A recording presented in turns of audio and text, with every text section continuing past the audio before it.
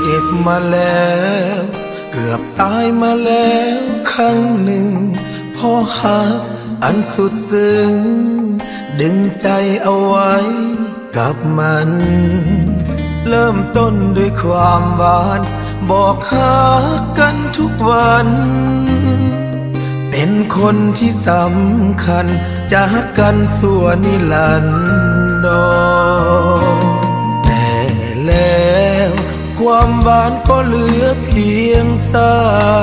กเริ่มหายากลำบากลงไปทุกวันจนมาวันนี้บ่มีทั้งความสำคัญคำว่าหากันมันคือสัญญาลวงใจหอยเจ็บหอยหาหูซึ้งก็ในวันนี้แม่ธรณีข้านี้ขอฝากน้ำตาความเจ็บที่เขาให้อย่าได้หวนคืนกลับมาขอโมทนา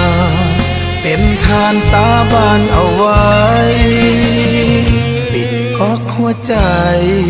ปิดเอาไว้ใจที่อ่อนล้าผ่านดินผ่านฟ้า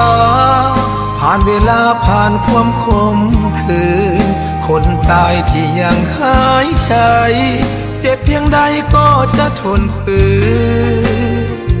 จะขอส่งคืนความเป็นโสดบ่โทษฟ้า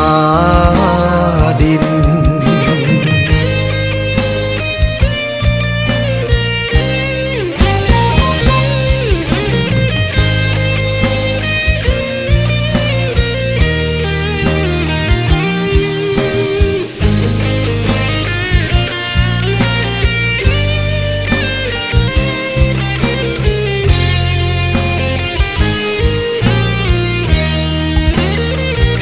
หอยเจ็บหอยหา